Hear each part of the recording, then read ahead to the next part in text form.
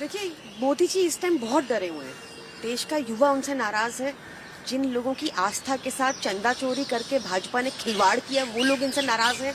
तो मोदी जी फिर से एक डर का माहौल बनाना चाहते हैं, और हम तो आम आदमी पार्टी वाले तो बिल्कुल डरने वाले नहीं है।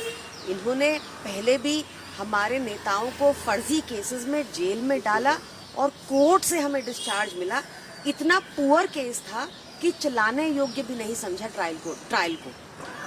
अब मोदी जी को समझना चाहिए कि इन हरकतों से लोग डरने वाले नहीं हैं।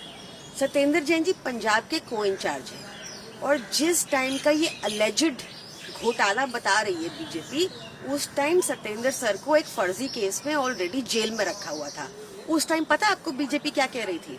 बीजेपी कह रही थी कि ये अलेजिड घोटाला राघव चड्ढा ने किया है। मैं आपको एक ट्वीट दिखाती हूँ, आप ये देखिए बीजेपी का ट्वीट। कह रहे हैं, राघव चड्ढा ने राजेंद्र नगर की कुर्सी पर बैठ जलबोर्ड घोटाले को दिया अंजाम।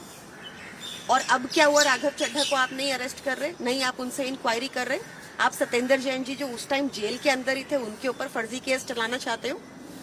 बीजेपी को ये हरकतें छोड़ देनी चाहिए। हम इनसे नहीं डरने वाले, और इनको अगर सच में घोटालों की जांच करनी है ना, तो रेखा गुप्ता जी के यहाँ चले जाएं। रेखा गुप्ता और उनकी पूरी कैबिनेट को अरेस्ट कर लें। हाल ही में उन्होंने राइस स्कैम को, करोड़ों के राइस स्कैम को, मेडिकल इक्विपमेंट स्कैम को, 700 करोड़ का घोटाला, हाल ही में उन्होंने साइकिल घोटाला किया। आपने देखा हमारे विधायक कैसे साइकिल लेकर पहुंचे थे। 4000 की साइकिल को 7000 का खरीदा, और कितनी सारी साइकिल खरीदी। 90 करोड़ का वो घोटाला किया इन्होंने। तो जाके उनको पकड़ लें पहले। और हम इन बातों से नहीं डरने वाले। हमसे कम्पीट करना है तो शिक्षा में कम्पीट कीजिए, हमसे कम्पीट करना है हेल्थ केयर में कम्पीट कीजिए। और जनता आपके ये हथकंडे समझ चुकी है। जनता नहीं डरने वाली इन झूठे फर्जी केसेस से, और ना ही अब मानने वाली है। तो please improve yourself and work on governance.